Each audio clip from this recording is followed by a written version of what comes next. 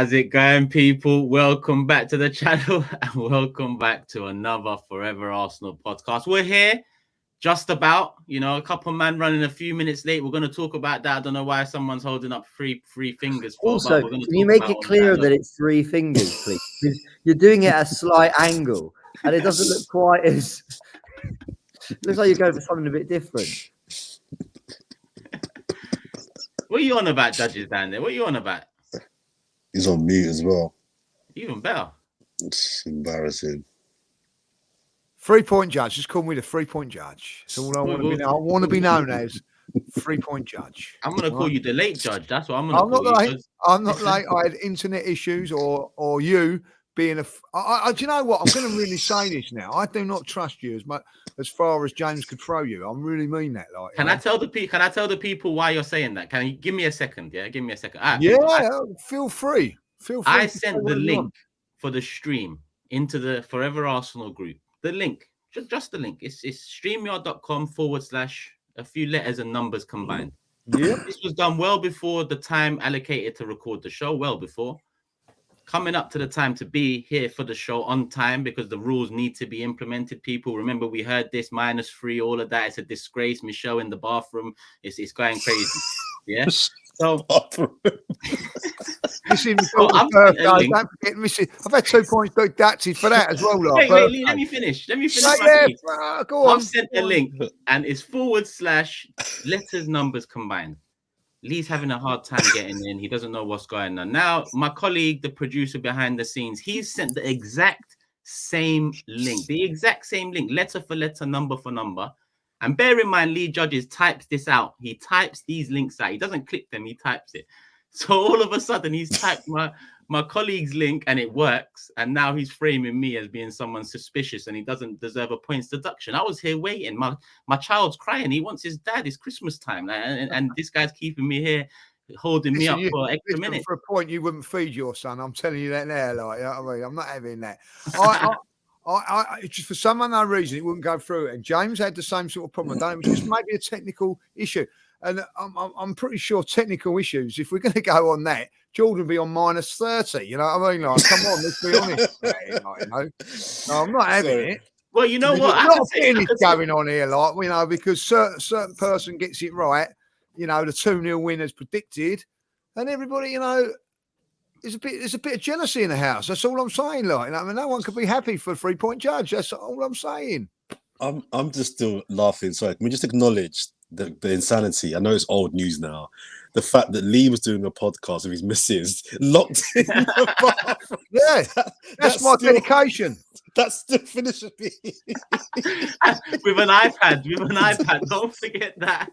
Because it was about 2 o'clock in the morning, or was it early or late? Never again. She said, when we was in Dubai, never again. That was over, as we got on the flight, never again. She actually lovely. And also, I'm going to bring it up again because it's Christmas, and sometimes you get gifts at Christmas. I've got 2 points, people.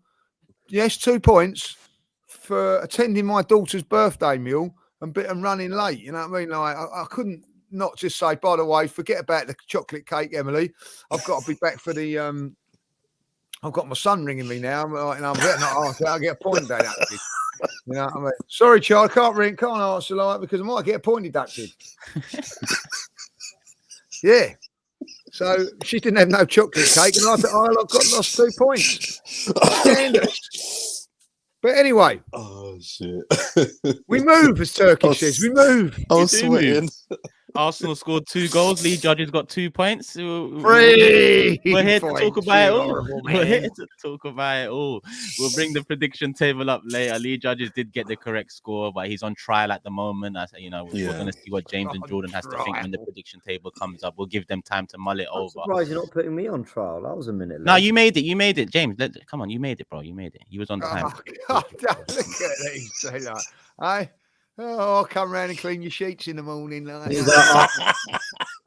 I sent in evidence. At 3:29. Guys, look. James, what did I do? My lawyers told me no comment is the best way forward, so I'm gonna advise you just no comment. It. You was on time. Lee Judges is on trial, and you're one of the jury. So get thinking. All right, but we're here, people. Big up Lee, big up James, big up Jordan, big up the Fourever Arsenal team, and big up the people. Leave your comments as always, leave your likes as always. Let's get to 1,000 likes. Here to talk about a win, here to talk about a big game coming up this weekend, and the Champions League draw is done, and a little last 16 tie in the bag. February, March fixtures to be announced. Well, it's going to be announced in the next hour or so. So we're not going to be able to talk about when exactly they fall, but it doesn't really matter. We know the team. But let's start with Brighton first. 2-0. I say comprehensive victory. I think it was quite well. It was very dominating, to say the least. And probably one of our better performances this season, if we're going to talk about our best Premier League performances in particular, because I think in the Champions League, we've been slightly more consistently exciting and fluid and so on. In the Premier League, I'd put this one up there with one of our best this season. James, we've spoken already a little. We're going to speak a bit more. Jordan, Lee, as always, we'll start with one of you guys. Let's make a change. Jordan, let's start with you, but if you can make a change and not start with any negatives, that would be amazing. No. The only negative is bloody Kai Havertz scored the second. I would have happily taken a 1-0. We'll get to that later on. You know what? English. Yeah, 1-0 was fine. 1-0 wins titles. 1-0 wins titles. No, I don't really have any negatives apart from the finishing. Really, that's probably the one negative. I mean, I'm joking about the second goal, but really, it should have been 3-4. If we're being brutal, I like the fact that no dirty sheets. That's not something we've said very often at the Emirates this season. So that was a huge plus. And from minute one, there's not been many games this season where from minute one, I felt like, oh, we've come out the traps like we are taking it to them. And I think that was intentional. I think Arteta might have thought that, I know half their team didn't play in midweek, but half them did. They may have been a bit leggy. Let's really make them run early. Let's really make them track back early and try and get an early lead and go for them. I thought that Gabriel Jesus had a bit of an indifferent performance in the first half. I thought, as he worked hard without being overly effective, if I'm being honest. I thought Odegaard was brilliant. I thought bar a goal, I thought his performance was imperious, and I think maybe because it was his birthday, I don't know, but he felt like he was in the mood on Saturday. Rye didn't have really much to do. I don't really have much to say on this game, if I'm being honest, other than I like the fact that we were dominant. We got the clean sheet, got the 3 points, and we got the hell out of there. I didn't see any particularly phenomenal performances. I will say on Kai Havertz, I thought it was another good performance from Kai Havertz. I'm still not on the Havertz train, and I want to be, but I still have issues regarding his intensity. I think his performance level has definitely risen. I like what he's adding to our attack, but I still feel there are times where I think he could do even more. And maybe I'm being harsh, you know me. I mean, maybe I'm being a little too harsh, but I still feel there's a bit more that he can give, even though he's giving more than he was, say, 6 weeks ago. So I'm happy to acknowledge that whilst I thought he played very well, I think he can play better. I think there's more from Kai Havertz that I would like, but his trajectory is positive. So let me not dampen it too much. Lee, there as always. How was it in terms of atmosphere and? Before I say anything, I'm the ticket master on the Kai Havertz train. Like, I'm going to be like, I'm on it. Like, I've been on it from day one, and I've got promoted, and now I'm the ticket master. There you go, ticket inspector. I thought it was the atmosphere was good in the ground. I've really echo everything that Jordan said there. The disappointing thing for me was the finishing. But I really, really liked the performance. I thought it was a real good team performance. I felt that we looked at what Brighton done, a little bit disappointed, but I would say like disappointed. But I have to give admiration for Brighton because they never changed their style. It looked like we'd sussed them out, and but they never tried to change from it. They didn't go long, and I actually said we'll get something from one of those mistakes that they were making, trying to play it from the back. We didn't, because our finishing was poor. The one thing I did notice it though was their two wide players, who have been very, very effective for Brighton for the last year or so, was more concentrating on what Saka and Martinelli were doing, like, you know, doubling up. In fact, when it went 1-0, then they started to come out of play and opened us up a few times, but they never really done that because they was more worried about Saka and Martinelli. I thought both worked really, really hard. I thought Martinelli was probably the better of the two. In the end, I'm glad that Mikel took Saka off, because he was physically knackered. He couldn't get back in that last 5 minutes. I thought that was good from him. Then he got Nelson on, who didn't have a lot to do but run his socks off for the calls. I like that when a player comes on with about 5-6 minutes to go, but just still puts in a shift, just knows he's not going to contribute in that, but he's prepared to work. I thought Odegaard was fantastic, apart from his final ball and maybe a bit of finishing, but I thought he was brilliant. Kai Havertz, I thought effective as usual, and I'm going to say again, just probably nicked the man of the match off of Saliba and Gabriel for me was Declan Rice for that last 20 minutes, 20-25. When it was a part of that game when it was, I'm not say dodgy, but last season we might have messed up or whatever, but he just drives, makes sure that it doesn't happen with his drive, and he's just such a wonderful player to watch. But Jordan, I know, said that Jesus wasn't great in the first half. I just love watching him play. There's little bits of magic he does in a game that gets fans off their seats, and he was effective, and you know, I think he was the one that was probably, he only had the one chance and he took it, like, you know. But yeah, one thing that's going to be a little bit disappointing. I don't really like to moan about the fans, because, you know, I love the Arsenal fans and everything like. But it's 2:00 kickoff. You know what I mean? Like 10 minutes from the end, it was a bit, well, even 1-0. We're only 1-0 up at the time. Lots of people leaving. You know, I don't understand that. Like, you know what I mean? Like, and then when you're walking around at the end of the game. Last season, everybody was staying to the end, and it was like packed crowd at the end. Yesterday, lots of empty seats and all that as the players are going around. I don't understand why the fans are doing that. They wasn't doing it last season. Why are they doing it this season? I don't know. But that's the only negative. I'm really trying to, you know, if you find any negatives, you're sort of like pushing for them, really. I thought it was a wonderful, wonderful performance. Really dominant. And Brighton are a good side, and we limited them to virtually nothing, you know. And I'm very, very pleased with the way that performance went. James, how many better performances have we had this season, Premier League? I don't know.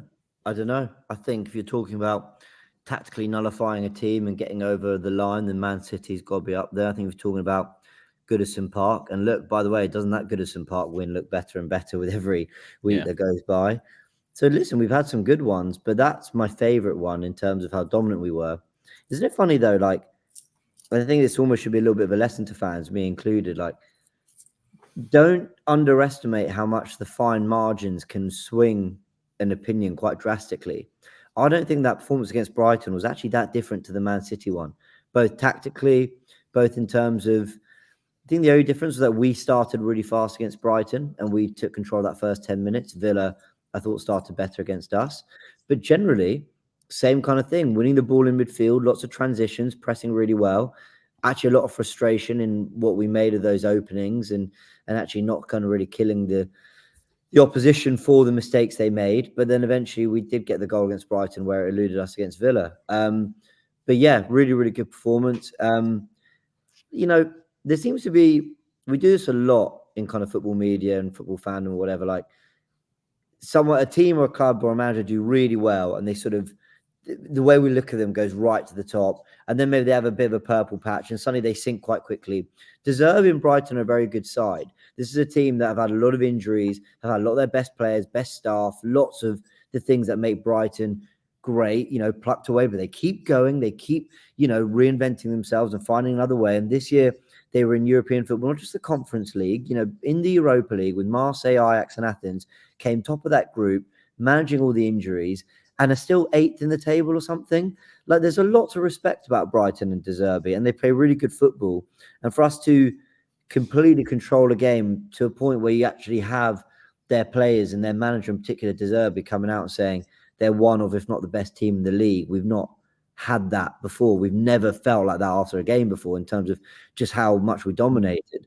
You got to just have a real smile as an Arsenal fan and like really take those words quite seriously. So I enjoy it for all those reasons. Yeah, and going back to it, I mean, like I said, it's one of the best. I think the Man City one's up there for sure, and that Everton one's definitely up there. But on the Kai Havertz stuff, I'm not on no trains. I'm not selling tickets to no trains, but I will acknowledge improved the performances, and he's definitely improved for sure. One thing I need more from him in that final third is a bit more conviction in his final third passing. I think there's a couple of times in that Brighton game, first half to Saka, where doesn't necessarily need to pass. I wouldn't, use it against him if he brings it on his left and takes a shot running, when it's a 3-on-2 situation like that. As long as you at least make the keeper work. And there was a time in the second half where he should have played it through to Jesus running through on the right and then chose Martinelli on the left, played it behind him, slowed the move down.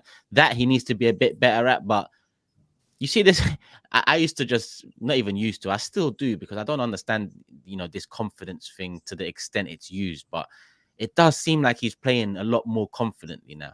But that his final third actions still need that bit more. And I think he's now at a level where he's getting praised for better and good performances and he's making an impact out there. Now, the next bit is he needs that confidence in the final third to either have a shot or lay the pass. That Odegaard pass to Saka is one of the best passes I've seen in a player making an Arsenal shirt. One of the main reasons for that pass, forget technical ability and all this, it's the conviction he had behind it. He knew in his head, I'm going to get this to Saka. I'm going to get it. And his body did the rest of the work. His leg, his foot did the rest of the work. Conviction goes a long way in the final third. Players like Bergkamp, they had the conviction because they believed in their source. I think Havertz has that technical ability in him, but I just need him to believe in himself a little bit more, which should come now. Can I talk on the Havertz thing quickly? Because I'm going to plug Tactical Insight, which I always do, because I know that we have a lot of fans right here on the screen who obviously watch it all. Look at him going to sleep. I looked at the data behind Kai Havertz and what a lot of people are saying, about his performances and lack of kind of maybe really taking a game by the scruff of the neck or whatever. Like a lot of the underlying numbers tell you that he is not ranking well amongst midfielders for things that midfielders do, which is passing, shot creating actions, like expected assists, all the things that you think a £65 million midfielder would do. But you know what he's really good at? And I go into detail on it on Tactical Insight, but he's very good at like touches in the attacking penalty area. Like he's right up there in the top 2% of that. He is right up there for things like carries into the penalty area, for winning the ball in the middle third of the pitch. All the things that we've been praising him for doing well, like winning aerial duels, he's ranking so highly in all those things. And it's kind of making me realize, like, we see midfielders, which makes sense because they are in the middle of the pitch. They have attackers in front of them to attack. They have defenders behind them to defend. They have to do a little bit of everything. They have to facilitate everything and everyone around them. Kai Havertz isn't really that. He is in terms of he works hard and tactically he maybe facilitates a lot. But he's the guy at the end of the move. Look at the goals he scored. Like, he's the one getting onto Jesus' flick on twice for the Lons and Luton goal. He's the one in this move when Eddie slips the ball through to him. Think about it, guys. We're 1-0 up, holding on to a lead against Brighton. And it's not Havertz, deep in midfield trying to protect and shield. It's Havertz, the highest player up the pitch, with Eddie dropping into the pocket. He is the guy getting on the end of things. He had a header that, probably should have done better with, should have scored. And it's made me kind of realize, like, actually, his best work is done without the ball. And I know that might sound like I'm doing too much, but because I'm starting to see it, I'm starting to see now where it's really benefiting Arsenal, I can say that with a little bit more chest now, which is actually in possession. How often is he at the heart of our best build-up? Rarely. Those are Zinchenko, that's Rice, that's maybe Jesus dropping in. He might be there, he might have a part to play. But I'm talking at the heart of it, the guy who made the build-up happen, whatever. He's maybe not, but he's getting on the end of things. That his movement is good, and he's there to finish things, it looks like. So maybe Arteta's unlocked something different in him. On that note, because I agree with you, I look at it like he's Jesus' decoy at times. He's Odegaard's decoy at times. He's Martinelli's decoy at times. On the pitch, Arteta will move him into different positions at different times on the pitch. Sometimes you'll find him wide left, and then Martinelli's somewhere else, or you'll find him up front and Jesus or Eddie in this situation. So he's like whether I agree with it or not for 65 mil. Listen, we'll yet to find out. Come May, deliver what we've been craving. Then I don't agree. Listen, don't even need to agree it come then.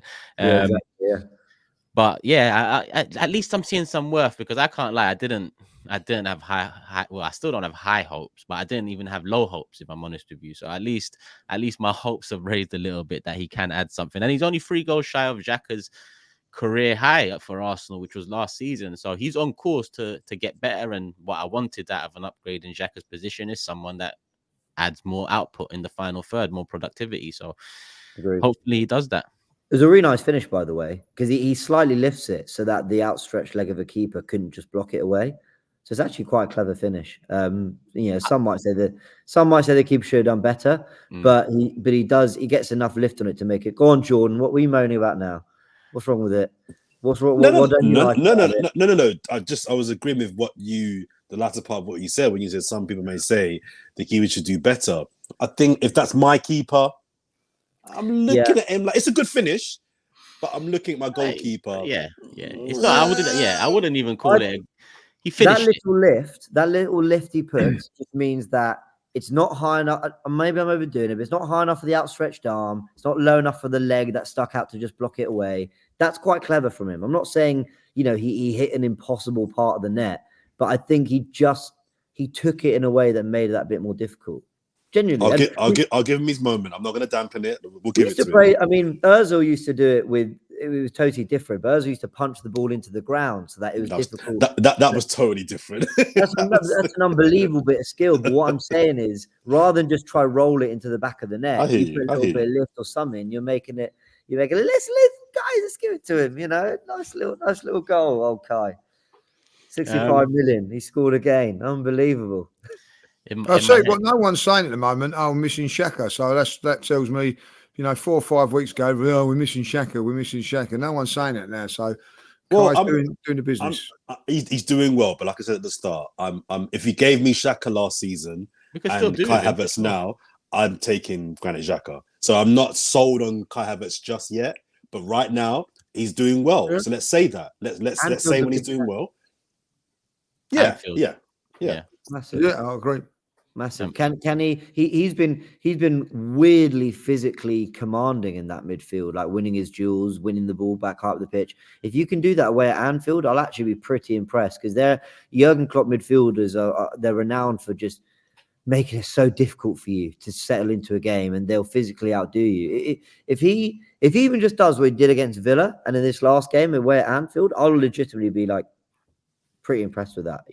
Let's circle to Anfield once we get to the latter half of the show, and then bring this back up, because it is a good point that I want to raise something on as well regarding Kai in this game.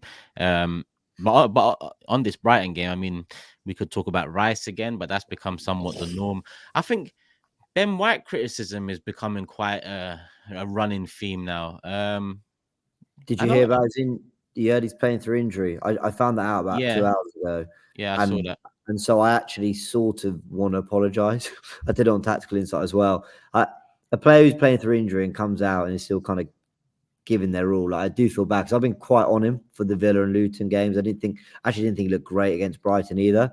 But you know what? You're playing through injury where we've got a load of players missing in that particular position, Tomiyasu and Timber. Yeah, I'll probably have to rein it in a little bit on that. Has he looked? I tend to agree that he hasn't looked great, but has he looked bad? Because I don't think he's looked bad either. I just think he hasn't lived up to last season's expectations or standards that he done. But most players haven't yet this season. I think his bar was so high last year. We played so well last year. I think that, I'm a big fan of his, but it does look like he's either playing within himself, or so if that's the case, he's not really going. Even like when he was taken on the outside a couple of times in that game, it didn't look like he was in full sprint, if you know what I mean. It just seemed like he was going through just getting through a game.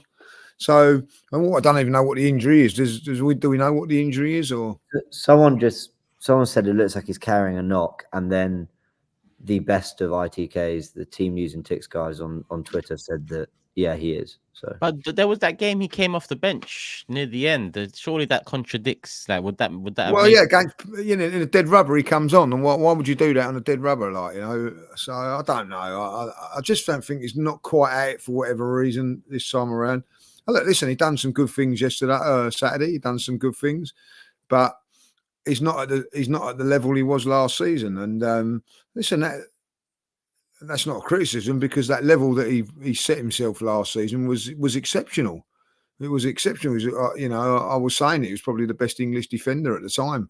So to set those levels, it's hard to get to that again.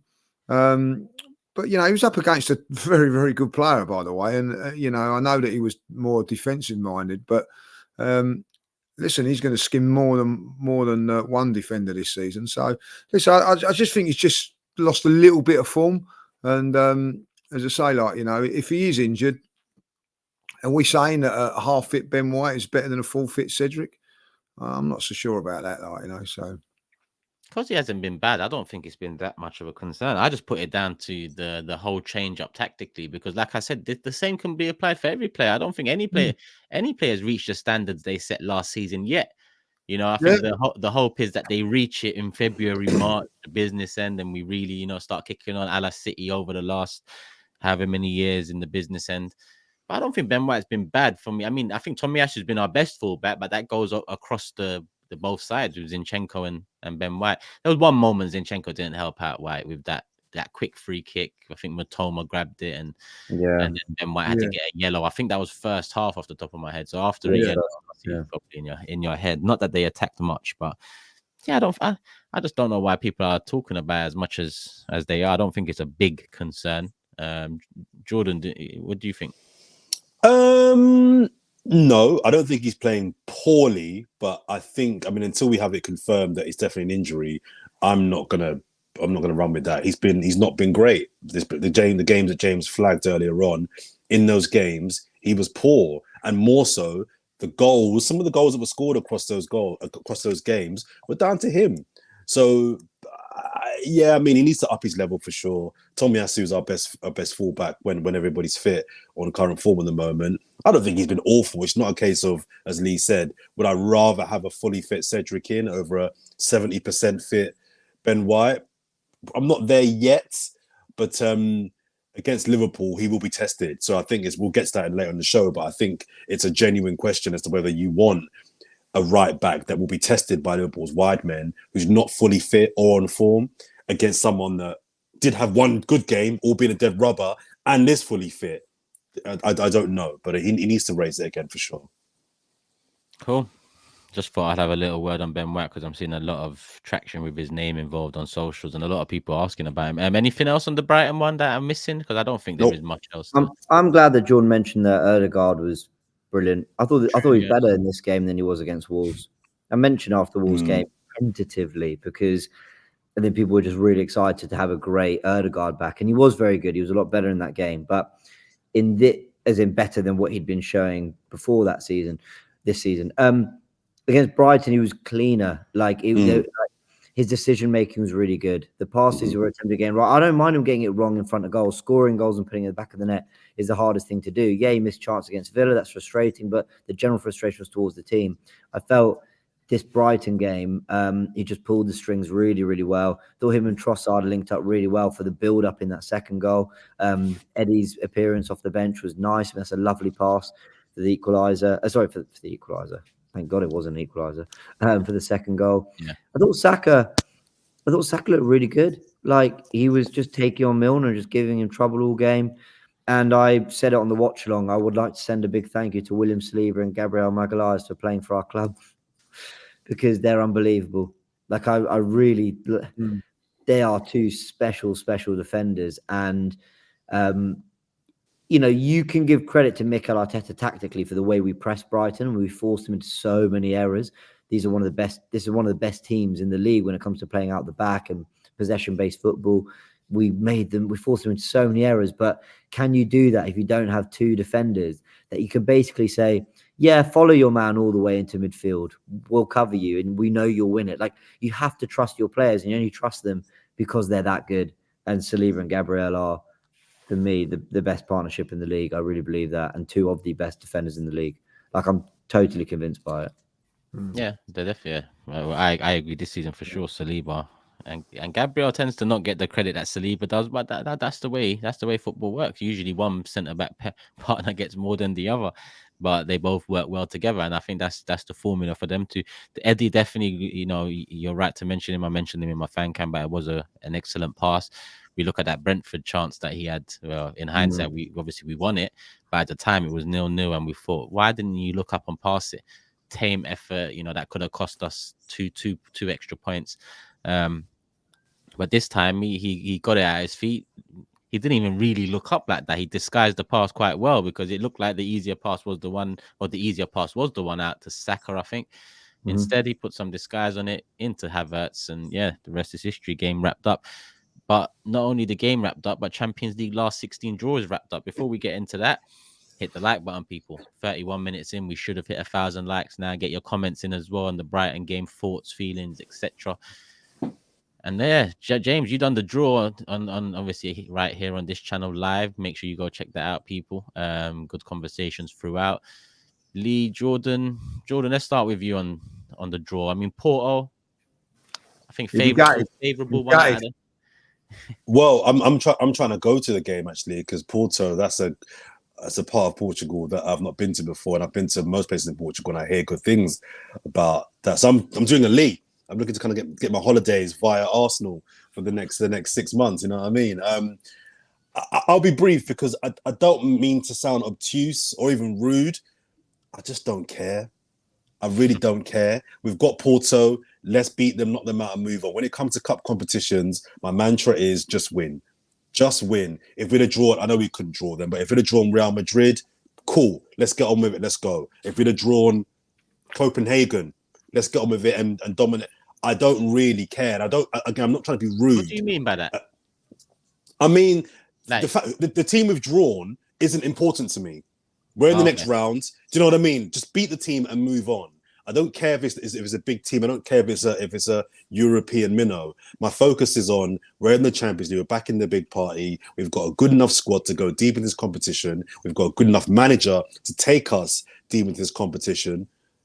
The opponent for me is not really relevant. We can dissect ahead of the game how we're going to win that game, but in terms of the team we've drawn, I think the reason I said what do you mean by that is because when you said Real Madrid then Copenhagen, I think if it was Real Madrid would care a hell of a lot more, because we've been craving Champions League knockout nights against teams like Real Madrid, not necessarily teams like Porto, where I get you go get the job done and move into the quarters, and let's wait for these big Champions League nights. Copenhagen, same as Porto. But Real Madrid's and Bayern Munich's and Barcelona's and even Man City, I've been craving this Tuesday, Wednesday night knockout stage football against the biggest side. So them ones I'd care about. It can be a Europa League last 16 tie as well. The sex appeal of a big boy, you mean, of getting a Madrid or a Barca. Of course. When I say I don't care, I mean, I just don't. The fact we've drawn Porto doesn't make me fearful or more hopeful. I just see it as a fixture that I expect us to go through it. Look, if we lose, right? But Arsenal have a squad and a team that I expect to go deep in this competition. So I think we can mix it with the best teams in Europe. Are Madrid better than Arsenal? Probably.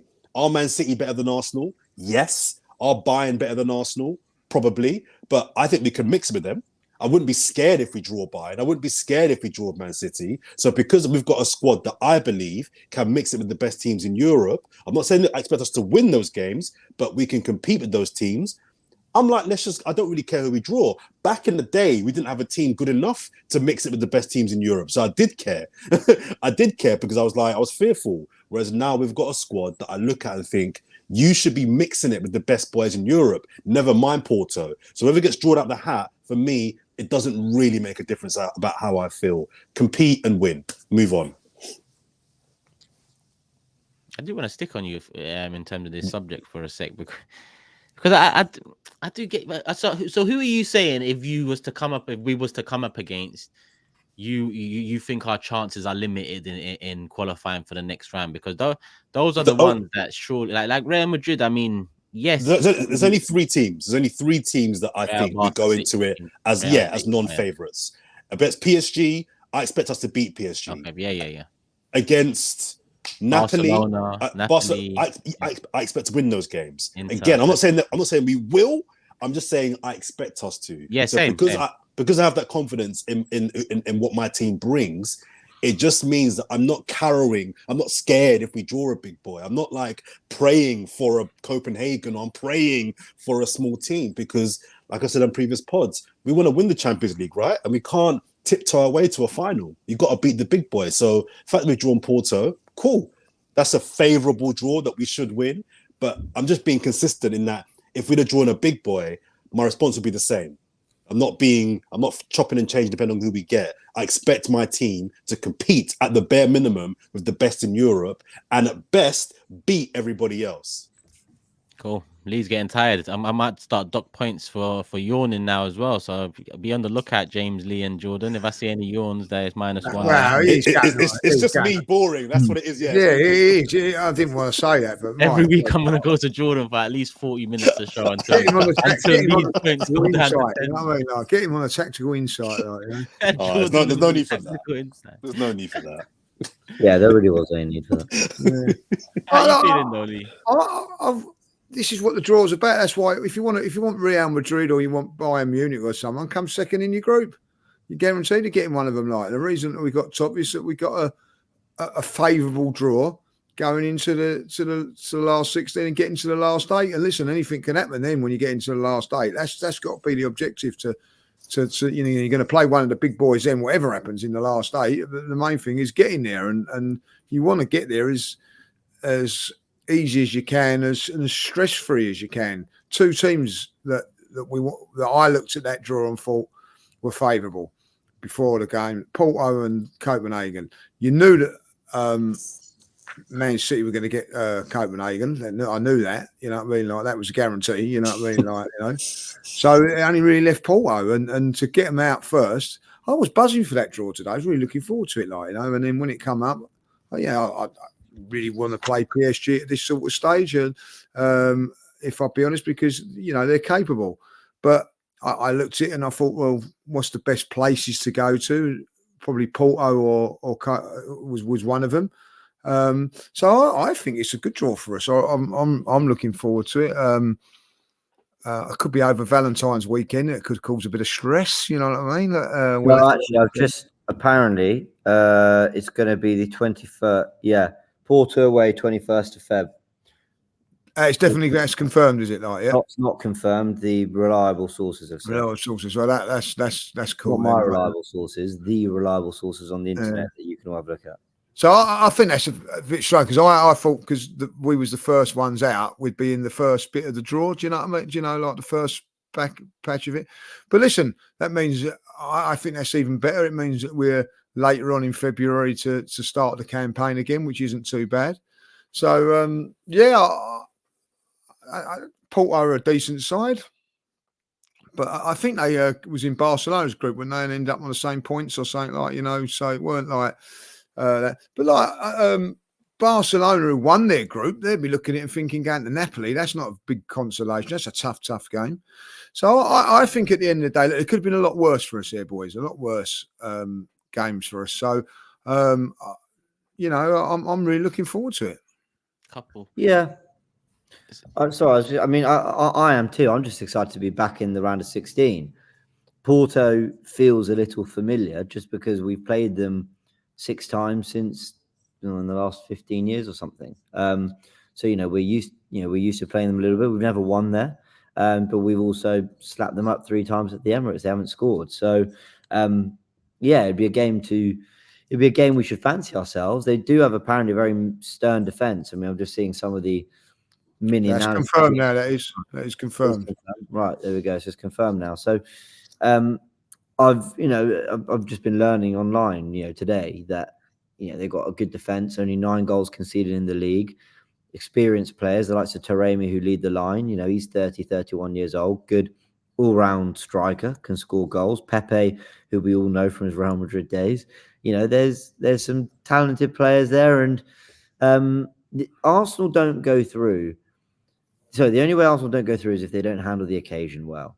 Is if we do what we did against Monaco. We all remember the Monaco day where we just basically fluffed our line, missed a load of chances, defended like idiots, gave ourselves too much work to do in the second leg. That's the only, if we are just professional, as we have been for a lot this season, don't get over emotional, just deal with the fixture and deal with the occasion properly. I fancy us to go through. Yeah, I do. But Sporting reminded us last year of what can happen. So, they're actually, funnily enough, facing each other tonight, Sporting versus Porto. So maybe want to keep an eye on. And I'm looking around at the other fixtures, and there's a few good ones from an Arsenal fan's perspective as well, because we've just mentioned, Real Madrid, City, Bayern as the ones that if we face, they would be the favourites. But there's also ones that are very sticky, like Inter, Atletico. They play each other this round. Barcelona, Napoli, they play each other this round. And I even think for Real Madrid, RB Leipzig will be an interesting test as well, because RB will definitely give it a go. And Real, we know what Real are about, but they're also in a mini transition. It's just that Bellingham has hit the ground running so well that that transition is going as smoothly as it possibly could at this moment in time. So hopefully some of them fixtures turn out well for us in the quarterfinals. Yeah, they're looking healthy, because there's also Man City expected to make it, Arsenal expect. The big boys will be in the quarterfinals. Essentially, that's the way it's looking like from the draw. But we will keep it moving now, because we've got a big fixture this weekend. Top of the table face off at Anfield, first versus second. There's 1 point between us, and yeah, it's about time. And when I say it's about time, I say it's about time that we can be confident going to Anfield, because even last year my confidence wasn't as confident as it could have been, considering Liverpool wasn't the greatest last season, but Anfield was always a hoodoo. Now we got that draw out of the way. I do feel better placed now this season, even though Liverpool are better than they was last season, to go there and at least take something again. At least I think we can go there and win it. I actually do think we can go there and win it, but come away with a point at the very least. And that's a good result for us, in my opinion. Don't know what you guys are thinking, but I'll be really honest. I would take a point now. I know that's very defeatist. I know. Can we win? Absolutely. I don't think a point's bad. We'd stay ahead of them. Okay, Villa might leapfrog us for Christmas. It doesn't mean I don't think we can beat them. Anfield, I know every time we go to Anfield, in every preview we talk about what a special place. And funnily enough, after the United game, there's been sort of criticism of the atmosphere there, for that game. And I think we'll do well to go there, get a point, and get out and go again. And look, can we win? Absolutely. We were 2-0 up there last year. I feel like we're in a position where we could go and still play good football, get a couple goals, and maybe have a bit more defensive resilience to kind of get through it to the end. But I don't think a point's bad at all. And I said I'd take a point. That probably is too defeatist. I'd want to play the game out and see, but I'm just saying it's not a bad result. And it's not like with Villa, where, funnily enough, Villa and Liverpool are level on points at the moment. With Villa, I just felt the way they played, they conceded a lot of chances. I felt we could go there and create a lot. And in fact, we did, but we lost that anyway. Points not bad at Anfield, but maybe I'm being far too negative about it. Maybe later in the week, I'll feel differently. Obviously, we're recording this on a Monday. Maybe by Friday, I'm going, let's have it. Come on, let's go for it. But points not bad for me. No, I think when you really mull over it some more, I think saying you'll take a point now, I think you'll change your mind on that. Yeah, a point is changing my mind as I've said it. Like even now, I'm going actually no, but this whole debate came up around the Villa Park game, and I was a lot more like I was like definitely no. I wouldn't just take it if it were offered to me. We can go and win. With Liverpool, I don't have that quite same like confidence. I just know what Liverpool can be when at Anfield. I know this. I'm one of the few people that's saying that I don't rate Liverpool quite as highly as everyone else this season. But I just think one game under the lights at Anfield, I just think they can make that really awkward for us. But yeah, we can do something. The reason why I wouldn't take a point in that kind of scenario would take a point now. A point at Anfield is good. I agree with James. You'd always take that. But the reason why, if it was offered to us now versus playing the game, is because, as you said, Turkish, I think we can beat them at Anfield, but also a defeat's not terminal.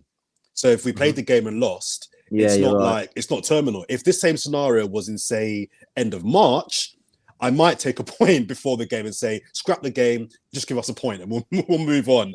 Whereas if we lose the game on Saturday, it's not like, don't lose badly. But if you lose the game 1-0, 2-0, it's not terminal. Listen, Arsenal have done really well in the last 18 months to overcome and tick off a lot of challenges, beating a top 6 side, beating a top side away from home. We've now beaten Manchester City. We came close to beating Liverpool at Anfield last year, double over Chelsea. We've overcome some big things in the last year and a half. But beating Liverpool at Anfield is the one thing we've still not done. We've not done that yet, and we have to do it. Arsenal on Saturday could really show this league we can win this title and really put down a marker to say we're not just contenders.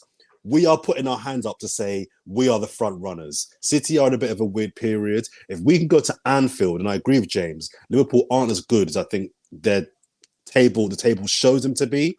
They're a good side and they can beat us, but they're not great. If we can go there and win, I'm telling you, people start looking at us differently. I need Martin Odegaard, the captain, to be an absolute bastard. I need him to be getting kicked the shit out of because he's that good. I need him to be the Martin Odegaard that we saw on the weekend and more. I need the back two, Gabriel and Saliba, to, I think it's unofficial, that probably the best centre-back pairing in the Premier League. Make it official. They need to make Darwin Núñez, who I don't rate at all. Darwin Núñez, for me, should be playing for bloody Luton. I don't rate him at all. I really don't. Don't let him mug me off, boys. Don't let him mug me off. I don't rate him. I need David Raya to now, by the way. It probably will. I need David Raya to make Aaron Ramsdale go in on Sunday morning and put in a transfer request because he knows I'm done. I'm done at the club. I'm not playing it. Put in a performance that shows everybody. Look at Lee's face. No. But I'm saying I need him to perform so well. Ramsdale's like, I'm done here. I need to move on. I need Gabriel Jesus to be the pest. I need him to handle Virgil van Dijk. I need him to make sure Van Dijk knows there's a striker that he's got to deal with. Because let's be honest, there's not been a striker at Arsenal at Anfield that's gone there and put in performance, in my opinion, since Robin van Persie. We've not had a striker that's gone to Anfield and really given them a game since Robin van Persie. I'm going that far back. Not Giroud, not Shamak, not bloody, not even Aubameyang. Robin van Persie. So I need Jesus to step up, and I need finally my two wide men, Martinelli and Saka, to be on it, but to be smart. Liverpool are very good in the wide areas. I know Robertson's not playing. I need those two players to be pushing back Tsimikas. What's his name? Yeah, Tsimikas. Saka needs to put Tsimikas in a body bag. He needs to make him retire. That's what I need from my boys. If they do that and we win, the league will be scared. They will be scared. I'm telling you, I need the boys to step up this weekend and really assert themselves. My final point will be Liverpool have got a cup game in the week, I think, in the League Cup. Yeah. So they'll probably put out a weakened team. They'll want a reaction after yesterday. They were poor yesterday. They were not good. They'll want a reaction. The crowd will be reacting because the crowd were poor at Anfield as well. So what I'm saying is we've got to play smart. Go at Anfield, the first 20 minutes, just quieten them down and then play your game. But I need there's 4 or 5 players that I need to turn into demons on Saturday night and really step up and deliver 3 points for Arsenal because I think we can do it. I really think we can do it. Body bags and transfer requests, Arsenal. Yeah. You heard him. Get it done. This weekend. We want it all. Not quite the pre-match analysis I was expecting to hear. I like it though, because I listen. To be fair though, like you motivated me. Like, made me lost me at the Ramsdale bit, but there you go. I want everyone to go back and look at Lee's face when he said Ramsdale. The shock horror. Look, you know what I mean, Lee. You know what I mean, though. I need Raya to put in a performance. 100%. I think Raya really. This is the game where he it's make or break for him. I really do. Makes the marker because there's still a lot of negativity around him and in the stands. You know what I mean. I experienced a bit of it. There's not a lot of love for Raya. You know what I mean? If I'll be honest, this is the one game where he's going to be busy. You know that he's going to have to make saves, and I'm pretty confident that he's going to. Listen, this is the game I think is massive for us, because I think we was a much better team than Liverpool last season, and we still couldn't go up there and beat them. You know, for 45 minutes. 45 minutes we was outstanding, and we give away a silly goal. Like, Granit Xhaka, fuck's sake. Well, you know, also we give away a goal right on half time, which didn't help. Otherwise, I think we would have won that, and we had chances to win it in the second half as well, even though Ramsdale made some unbelievable saves at the end. Go there, I think we've got to beat a big team away from home, like, you know, just make that statement. I think we've had a couple of fouls, if you like, with the Newcastle and Aston Villa games, but both games frustrating for different reasons. One, you know, we could have gone either way. Go up there, just as Jordan says, you know, everybody be on point like they was in that first 20 minutes. I'm going to be honest, we blew Liverpool away in that first 25 minutes. Do that again, defend properly, and see the game out, you know. And I think mistakes were made at Anfield last season as well. I think that we was totally in control of that to let them score right on half time. Really, their first sort of attack was poor, and then we lost a little bit of our nerve, but circumstances and whatever, like, you know. But this is a real big statement if we can go up there and win. Look, listen, the other thing is, I honestly thought we'd be going there 1 point behind minimum after the weekend. I really did, you know what I mean? So straight away we're on a bonus to what I thought we was going to be. If I'll be really honest, you know, we're 1 point in front. So as we've all said, a draw wouldn't be the end of the world for us. But I think do you remember when we went up there, when we was chasing for the league and the Invincibles and that, and Robert Perez scored a wonder goal, we won 2-1. We was 1-0 down in that game and come back and won 2-1, you know, with a 10-minute fit. I remember that game and thinking, well, Arsenal can go and win the league now, like, you know. It was a statement win. It was a win where, oh, bloody hell, you know. And I've already had like Spurs fans saying, "Oh, after this weekend, we'll be 3 points behind you because you'll lose at Liverpool." You know what I mean? They're all thinking that, you know. My quick response is that, well, you ain't gonna. It's no formality. You're going to beat Everton at the moment because they're in form.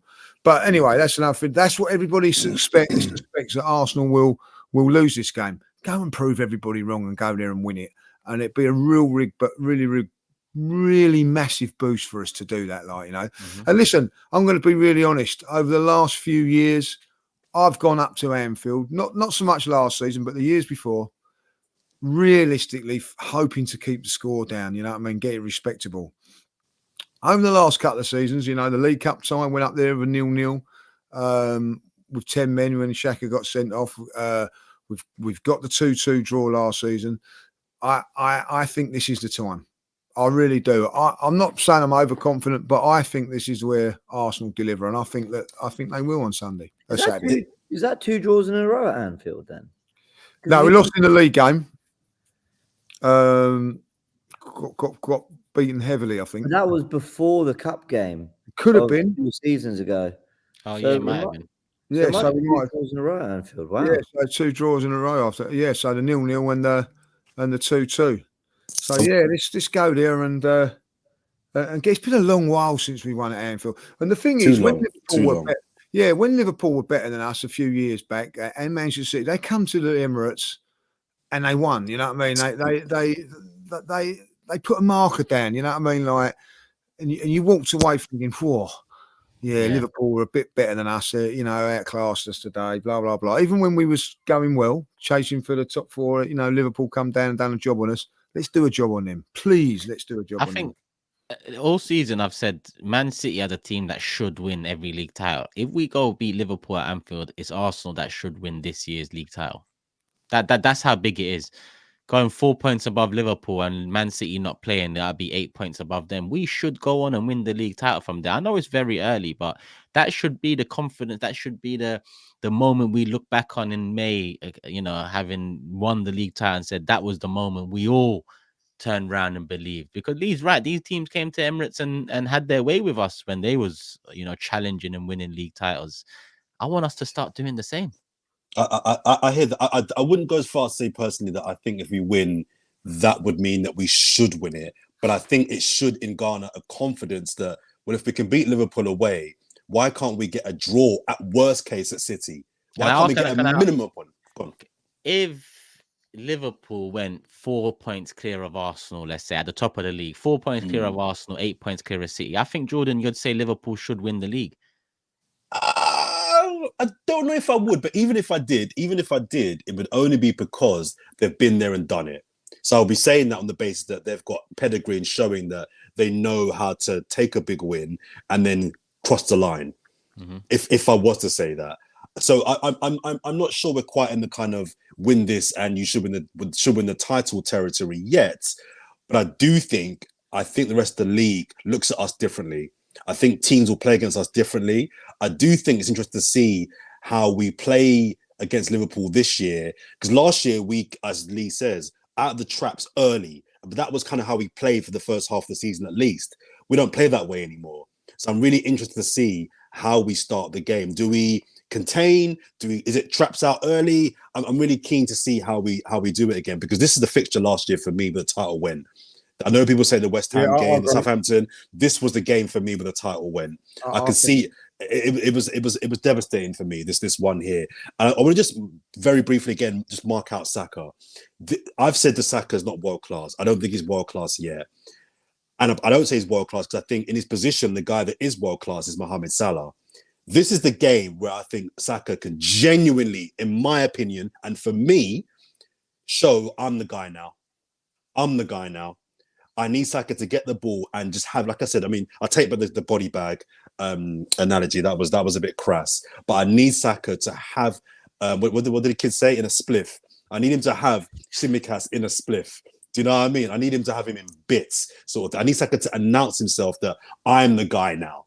I am the guy for this league, and really, really, again, get kicked. I don't mind if he gets kicked, because that will show they can't get near him. Go on, James. Sorry, you were going to say something, James. I wasn't actually, but sorry, I thought you were going to say something. Sorry. No. But I do agree. It's a big opportunity for Saka and those forwards. They're not going to. I'd be amazed if they had quite as many chances. I think Liverpool concede chances, but they've got to take what they get and be quite efficient. So yeah, I mean, look, I probably, the more we talk about it, I probably take back saying that I would take a point if I offered it now. But I guess what I'm trying to say is, I wouldn't be surprised if after the United game, the crowd will want a response after some of the things that have been said about the Anfield crowd from that United game. If the Liverpool players themselves want a response, they'll see an opportunity to leapfrog Arsenal here and go top of the table, because if they at least match Villa's goal difference, then they will. So I just wouldn't be surprised if we come up against a horribly motivated Liverpool side, who just made this very difficult for us. That's why I don't think a point's a bad result. And I would. We should be horribly motivated, though. Yeah, fine, but every team has tactics. Every team has good players. Every team gets motivated. We could be very motivated. They could be that bit more. It could be decided by a decision here or there. It could be. I thought we were very motivated at Villa. I thought we matched them for energy. I thought we were tactically better, and we lost that game. I'm just wary. I'm very wary. Anfield's done that over the years. Even when we were brilliant last year, we couldn't get it done. Question for you three. Would you take a performance that United put in yesterday at Anfield if it guaranteed a point? Mate. Yeah, but yes. Let me just address I wouldn't. this now. I thought the criticism of Man United was way over the top. People saying the football wasn't great and look how far they've fallen and everything. Listen, I don't care if Arsenal, with the last few years we've had, went and played like that and came out. Because when you actually look at it, Liverpool didn't have any good chance that game, maybe one. The better chances fell to Man United, in my opinion, certainly in that second half. And I think if you can limit Liverpool and come away with a point, look, playing the way we do, we're more likely to win the game. So maybe that's where you're going with it, Jordan, and I'll let you come in on it. But I thought there was way too, not really speaking from an Arsenal perspective, but I felt there's way too much criticism for Man United. Say that again. No, go on, sorry. Oh. Who's giving me the thumbs down? Is that you, Turkish? No, bro. I thought, how do I give you the thumbs down? I don't know. The internet's giving me the thumbs down. That's not good. That's weird. I've sod the things like that and things like that. The one thing that I think which really gets on my nerves, that does. One of the things that I do hope with Arsenal over the next couple of days is that they're nice, have a nice couple of days off. I hope Mikel's give them a couple of days off now, just to rest, relax. You know, Liverpool, don't forget, have got a game Wednesday night. So we'll just nicely relax, rest for a couple of days, get our energy levels back. Oh, hello. See, they can see you, you know. Sorry. Is she not in the bathroom? That's a disgrace. You know what I mean? Like, you know? So, yeah. Shut up, you. So, bye. Hi. Yeah. Right. Yeah, the mute button exists, Jordan. Right on cue, Jordan. Right on cue. Yeah, right, you know. Sorry. Dashing. You know Shut what I up, mean? you. Go on, Lee. Carry on. Right. So we'll have a nice couple of days rest, get the energy levels right up on full for this game, like, because I felt like Saka was very, very tired towards the end. Even Declan Rice was on his haunches at the end of that game. You know, just have a nice few days rest now, nice recovery time, and really go for the game. And I think we'd be in a good place. I think also on Wednesday. I hear what James is saying there, but they've got a game Wednesday. They won't want to lose that one and then put themselves under a little bit of pressure going into there. Even though it's the League Cup and all that, I think West Ham will go pretty strong.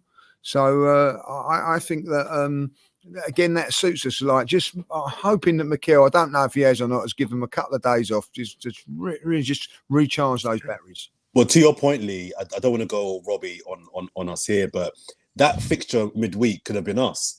So is it a blessing in disguise, maybe, that we will have a few days to prepare for that? I mean, I'd rather be in the cup. So I would say, I would rather be going. I'm just saying that the upshot is that they've got a game. I don't know how strong they'll go, as you said, but they've got a game in between now and Saturday, and we don't.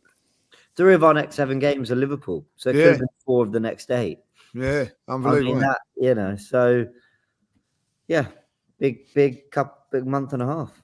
And our 3 games after Anfield are all London derbies. West Ham, I believe, home. Fulham away. Crystal Palace home. So it's a chance for us to build. And Man City don't play because of Club World Cup. And when they do return, they got Everton away, which is not an easy game as well. No. So this is why I say if we can win at Anfield, we should go on and win the league.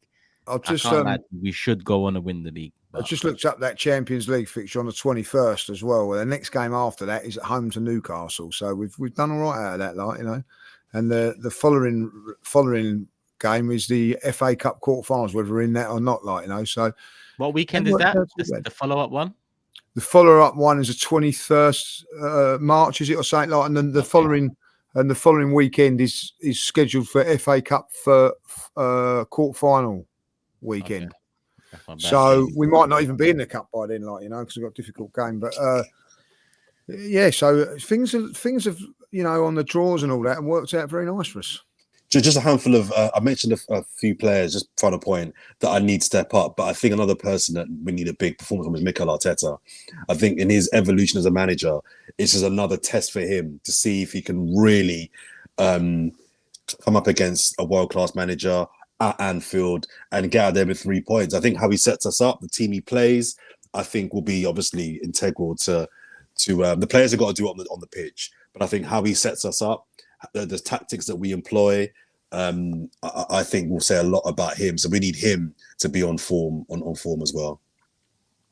Predictions, well, before prediction time, we've got a trial that needs sorting out. Let me bring up what the table should look like. This is get my glasses on. Let's have a look at that. This is what the table should look like. Lovely. Oh, there's a gap. Should be 23. But anyway, we won't go into that. I'm happy with that. Let's see if it's even 21, mate. I don't know. Like, it's debatable. Shut up, like that. Look, Jordan, you backed that. You backed before Lee was on it. He was on it. You said, you know what? When he comes on, we're gonna. I know. You just left me alone. I know. You know what? To be fair, Lee was the person that had my back a couple of weeks ago when I was on the right. Friends, Lee Judges.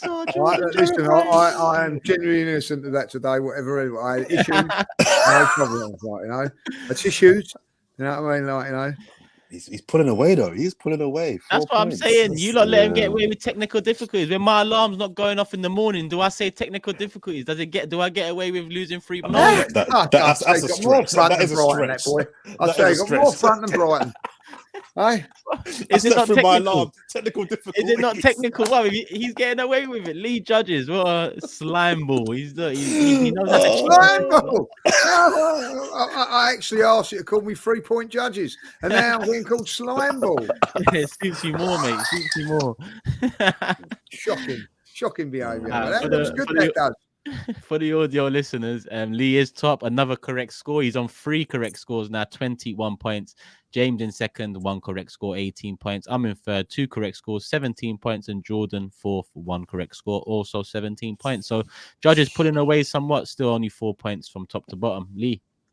As I'm top at Christmas, do I get a Christmas present from everybody? Like, you know what I mean? Or something like that? You know?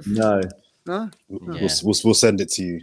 Okay. Yeah, your friend there. Your friend there. You have each other's back. Christmas number one. Go to him. Go to him about that.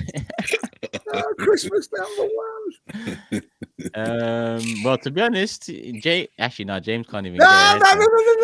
He can't get ahead. He might get level, but he can't get above me. All right, let's go. Lee, you have to kick us off. Anfield, 5:30. Oh, we're not doing this Friday. We're doing this today, are we? Yeah, today, Friday. Listen, we're not even going to say about what Friday is. That's coming out soon, people. Make sure you're subscribed with the notification bell. God, he's spoiled it, isn't he? No, he hasn't spoiled. He's giving a little teaser. Little teaser. Little Christmas cracker. Little Christmas cracker. You know, put it on the tree. You know those little presents on the tree you nicked when you was a kid. Look, James has got a party to go to. Hurry up. So I brought a new rule in last week. I didn't tell you lot, but if you don't make a prediction within 30 seconds, it moves on to the next person and you don't get a prediction that weekend. What's going on? What am I on? 28 seconds. I'm going to go for it, boys. I'm going for it. Liverpool 1, Arsenal 2. James. 1-1.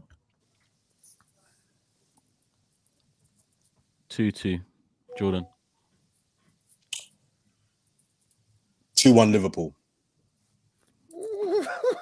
If I win, it will be fantastic. If Arsenal win, you'll be all cheering, and then go, oh no, right at the end of it, like that's what you'll be doing. You go, yeah, and then someone will go, 3-point judges has now gone 4-point judges.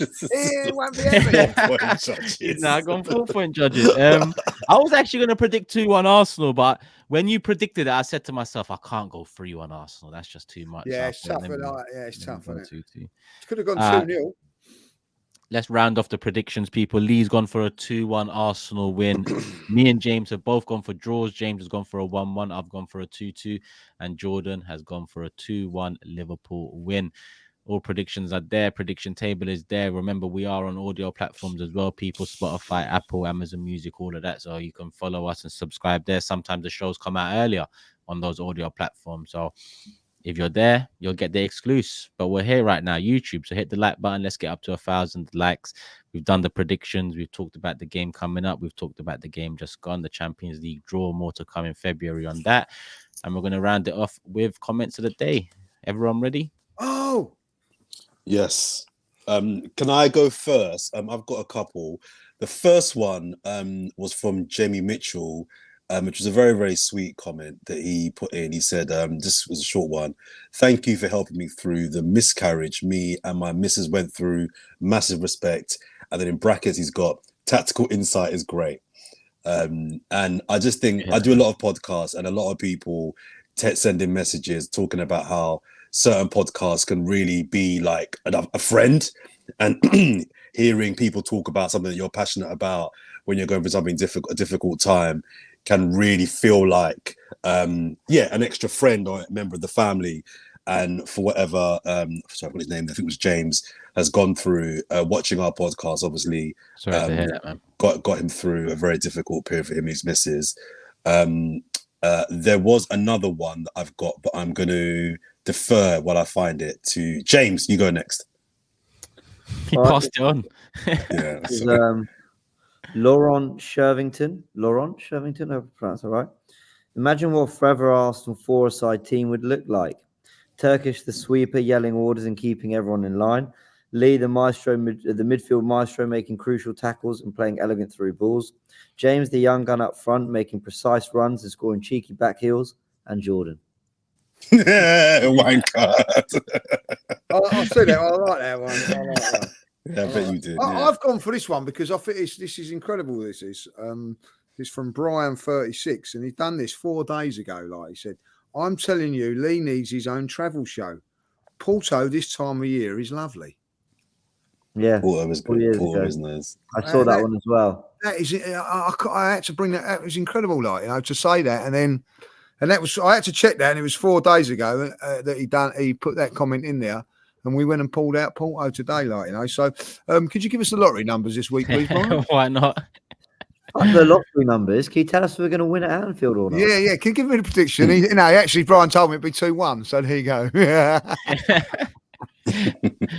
I've actually never been Porto away, actually, because I've been quite a few away grounds in Europe. I've never been Porto away. But yeah, the home game is my birthday week. That 18th of March is my birthday, so I'll go to I ain't been to a Champions League game yet this season, so I'll be at that home one. I got mine here. Mine just nice, short, sweet, something different. 4 less says, even though Jordan gets a lot of stick, I know my nan would absolutely love him. There you go. Big up your nan. However, she is blind, deaf, and most times Turkish is a wanker. Turkish is an absolute wanker. That sounded so good as well. Like, when I saw that, I said, I'm going to drop this so sick. I know Jordan's going to say, big up, Nan. And look at him. You kill me. Oh, man. Oh, wow. I can't find this other message. It was really good as well. I had one more, but I can't find it now. That might be my comment of the year, you know. That was unreal. I mean, big up I your nan was still. laughing at the whole, my gran would like him. I thought, oh, that's quite funny. And then it went on. She's blind, deaf, and most time asleep. Big up Fourever. Big up everyone that sent in comments. she watches the Tactical Insight as well. Then, good old name. Oh, I do want to big up, Courtney, Australian, who watches the pod. I bumped into Courtney on the train, man of the people. He loves the show, and I said I'd give him a shout out. So big up Courtney, big fan of the show. Old tight Courtney. Big up Courtney. Big up everyone out there, fans of the show. People hitting the like button. If you've hit it, big up. If you've not, make sure you hit it now and big up. And make sure you're subscribed, notification bell on. We've got some specials coming around this Christmas period, one including us 4 here, the Fourever Arsenal team. So make sure you're subscribed. That's all I can tell you, people. I can't tell you a date. I can't tell you what it is. All I can tell you is in the next couple of weeks, we've got a special. Make sure you're subscribed, put the notification bell on. When that comes out, you'll be one of the first to view it. Big up Jordan, big up James, big up Lee. We're going to wrap it up here, people. Make sure we reach 1,000 likes. Big one coming this weekend. And make sure you look out for Jordan's mixtape, spliffs, body bags, and transfer requests out this Saturday, 5:30 p.m. Only in Liverpool. Select stores only. Love for the love. Peace.